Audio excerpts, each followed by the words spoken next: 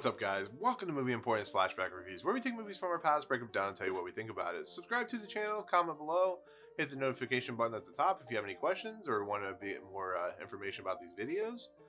So, I'm going to talk about a movie that you probably have heard about, may have not seen. It's a movie that I find fascinating. It's only like 90 minutes long, so it moves quickly, but it gives you a lot of information about the story of Stephen Glass. And the movie, of course, is called Shattered Glass, and it's directed by Billy Ray, who did movies like Overlord, Captain Phillips, Hunger Games, Breach, wrote and directed some of those movies.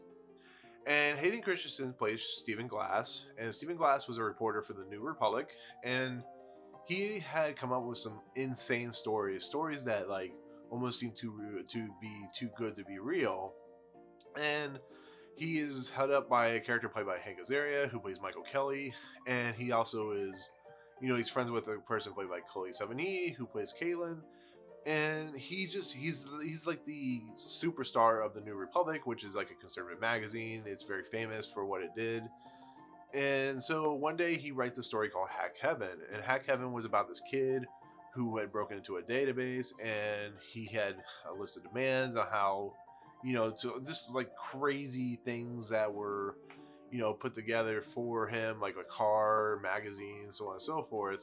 Well, it gets wind of a company, of course, of Forbes online, who were headed by Steve Zahn, who plays Adam Penenberg, and Rosario Dawson, who plays Andy Fox. And they start to question the reality of the story, and they start to look it up.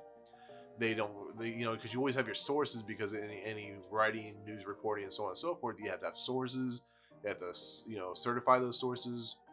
They have to question every motive, and because Forbes Online deals with this kind of stuff, they're questioning why didn't they get the story. Well, there's a reason for that, because it's fake. Basically, what Stephen Glass was doing throughout this whole entire, most of his career, he probably started out kind of legit in the beginning, is he was faking stories to get sensationalized views and readers, and he was trying to keep himself afloat, but he was basically lying and not telling the truth.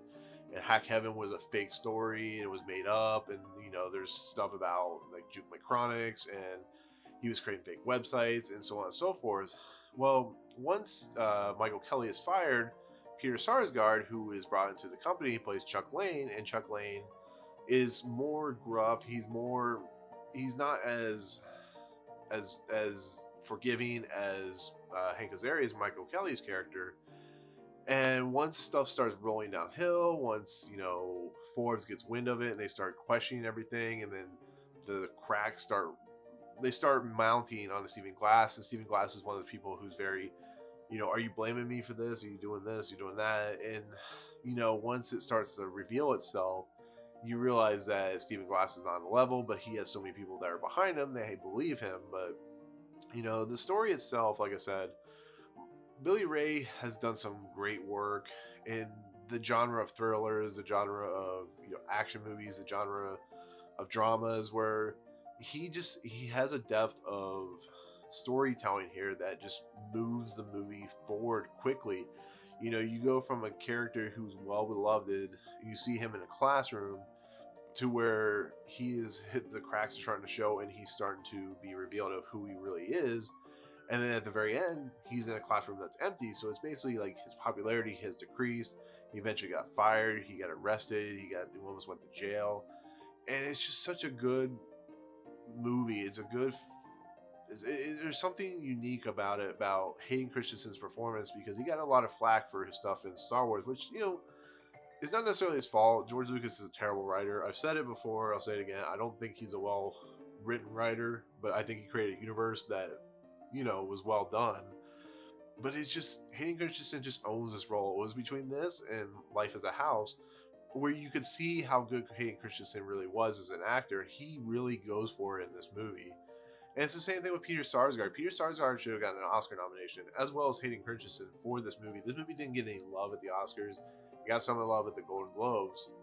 But it's just like, I think that, this movie should have gotten Best Picture nomination. It should have gotten everything, because it really is an interesting, deep movie of false journalism, fake journalism, just people not being honest. And it's been proven time and time again that you have to have your facts straight, because people will come back. It will come back and bite you in the ass. And that's exactly what happens here. You know, at the very end of the movie, when Peter Sarsgaard's Chuck Lane finally comes to terms with the fact that he doesn't really believe what's going on. They go on a road trip, and they go to the places that he claims in the reporting that the whole incident went down, and then they find the restaurant, but it closes earlier than what he said it was.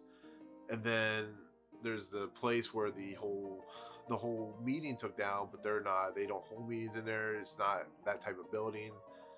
And at the very end, when Steven Skarsgård's Chuck Lane's character basically says you're fired and you've been lying this whole time, you just see what the title is basically referencing to, is that this guy is just done. He's gone.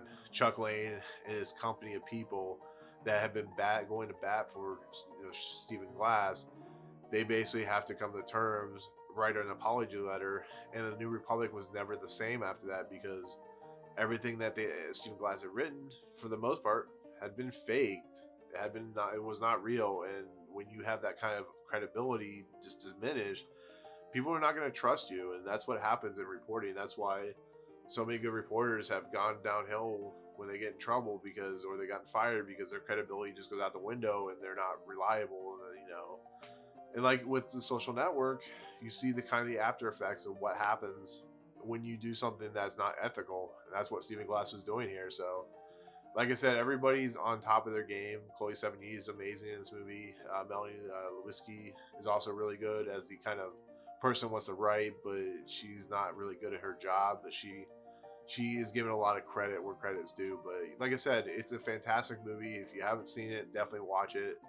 And just, understand that when ethics come into play, sometimes the ethics are broken and people pay the price for it. So, but there you go. That's my take on Shattered Glass. Thank you so much for watching. Like I said in the beginning, remember to comment below what you think of this video, of any of the videos I post.